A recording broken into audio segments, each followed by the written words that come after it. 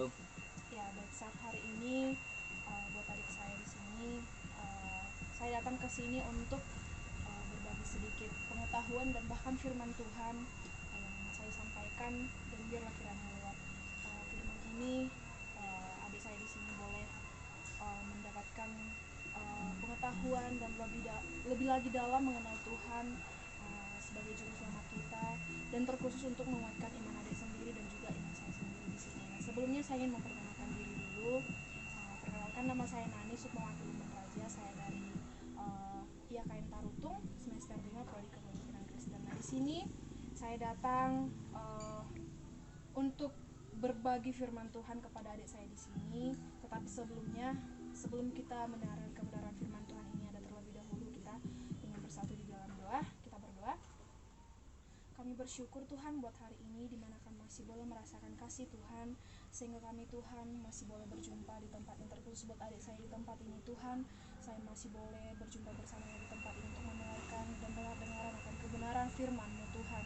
Dan biarlah Tuhan, apa yang kami dengarkan pada saat hari ini boleh kami tanamkan dalam hati kami, dalam pikiran kami, dalam kehidupan kami Tuhan, dan serta juga Tuhan dapat menguatkan iman kami untuk lebih percaya lagi kepada Engkau Yesus yang baik, dan menerima Engkau sebagai Tuhan dan Juru Selamat kami. Kami siap untuk mendengarkan firman-Mu. Terpujilah Engkau Tuhan hari ini kekal untuk selama-lamanya. Haleluya. Amin. Nah, pada saat hari ini buat adik saya di sini, saya datang ke sini ingin membagikan firman Tuhan, dan ingin kita membahas, yaitu berbicara tentang 4 hukum rohani. Nah, sebagaimana ada hukum-hukum alam yang mengatur alam ini, demikian juga ada hukum-hukum rohani yang mengatur hubungan kita dengan Tuhan kita, yaitu Tuhan kita Yesus Kristus. Nah, hukum yang pertama yaitu Tuhan Allah yang mengasihi saudara dan mempunyai suatu rencana yang indah bagi hidup saudara. Nah, buat adik saya di sini berbicara mengenai kasih Allah itu, adik saya bisa buka juga di dalam Yohanes 3 ayat yang ke-16, di mana berbicara tentang kasih Allah ini dikatakan di sini, karena begitu besar kasih Allah akan dunia ini, sehingga Ia mengaruniakan anaknya yang tunggal, supaya setiap orang yang percaya kepadanya tidak binasa, melainkan beroleh hidup yang kekal. Nah, berbicara tentang rencana Allah, kita juga bisa lihat di dalam Yohanes pasal 10 ayat 10 bagian B, di mana dikatakan di sini Kristus berkata, "Aku datang supaya mereka mempunyai hidup." Nah, Tuhan datang supaya kita mempunyai hidup, dan mempunyainya dalam segala kelimpahan. Artinya suatu kehidupan yang berarti dan penuh dengan kebahagiaan.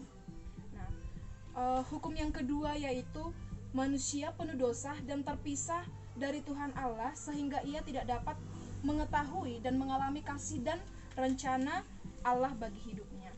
Nah, buat adik saya di sini, hal tersebut berbicara tentang manusia penuh dosa.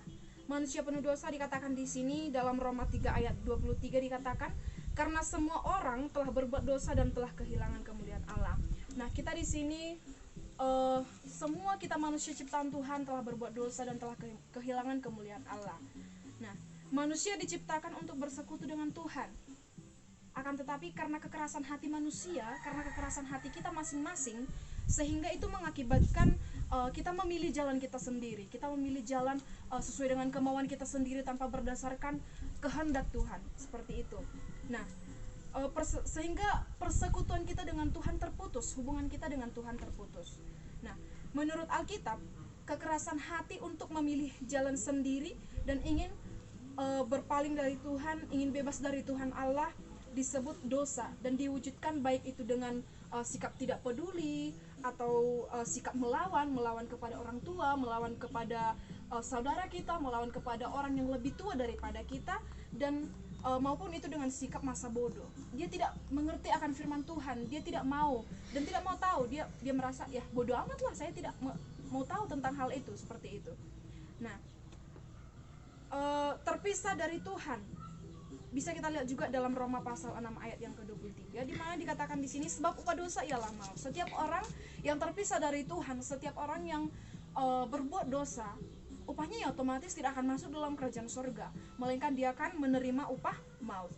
Nah, kita tahu bahwa Tuhan Allah adalah maha suci. Tuhan Allah itu adalah maha suci, dibandingkan kita adalah manusia yang penuh dosa. Nah, sedangkan manusia adalah penuh dosa. Karena itu ada satu jurang pemisah antara Tuhan Allah dengan manusia. Jurang pemisah itu artinya itu dosa-dosa kita, semua perbuatan kita yang tidak berkenan kepada Tuhan, itulah jurang pemisah antara kita dengan Tuhan Allah kita.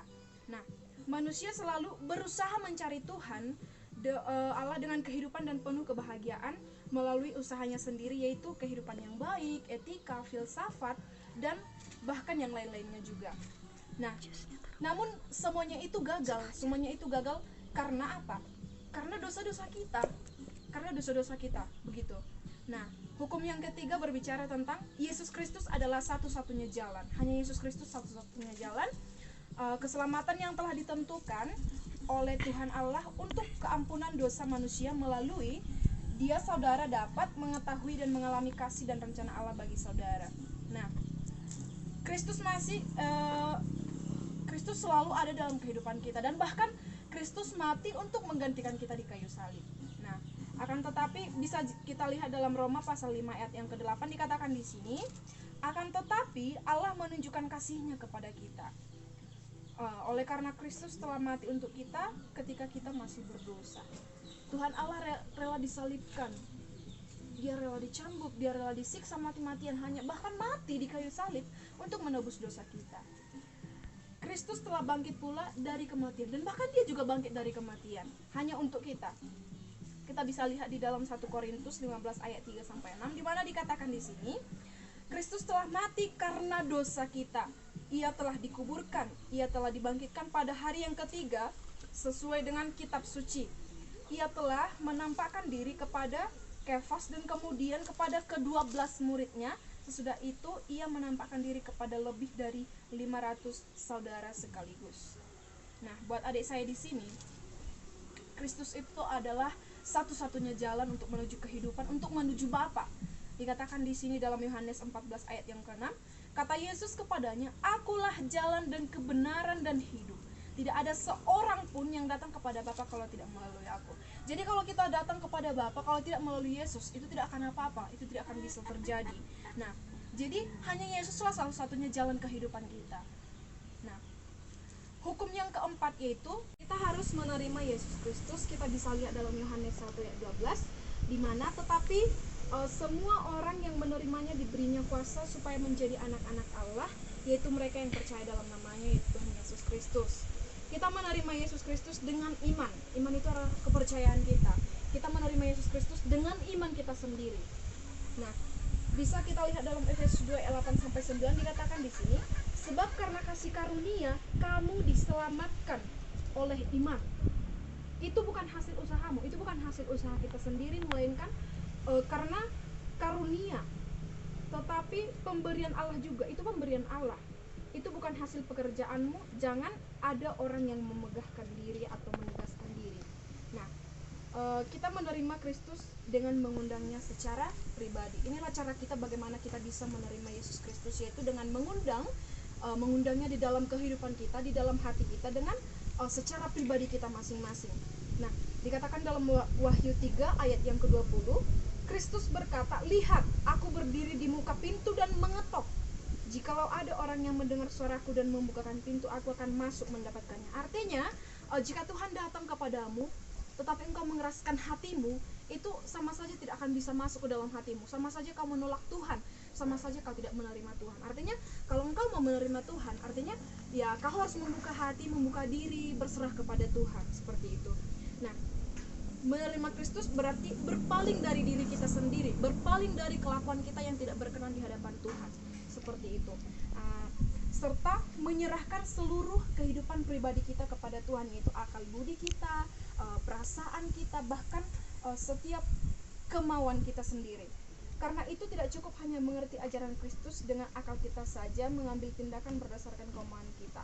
Untuk menyerahkan setiap segi kehidupan kita dikuasai oleh Yesus Kristus.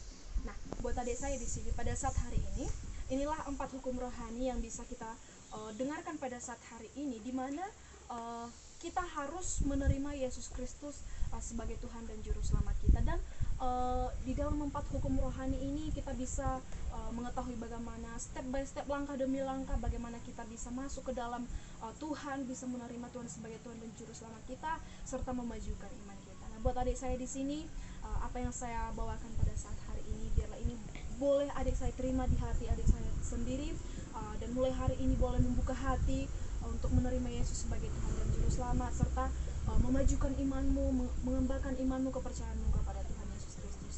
Nah, baiklah, demikianlah yang boleh saya sampaikan pada saat hari ini. Untuk menutup pertemuan kita buat hari ini, ada baiknya kita juga bersatu dalam doa. Kita berdoa. Kami bersyukur Tuhan buat hari ini kami masih boleh merasakan kasih Tuhan, sehingga kami masih boleh ada sampai hari ini, dan kami masih boleh dengar-dengaran akan kebenaran firman Tuhan.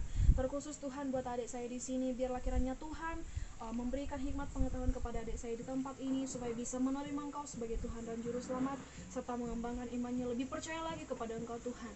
Engkau berkati setiap pekerjaannya, Engkau berkati setiap pendidikan studinya Tuhan, dimanapun dia melakukan sekolahnya, biarlah Tuhan yang memberkati, dan biarlah Tuhan yang memberikan hikmat kebijaksanaan. Engkau berkati kesehatannya Tuhan, Engkau berkati setiap kedua orang tuanya Bapa. Mari Tuhan jamah dia.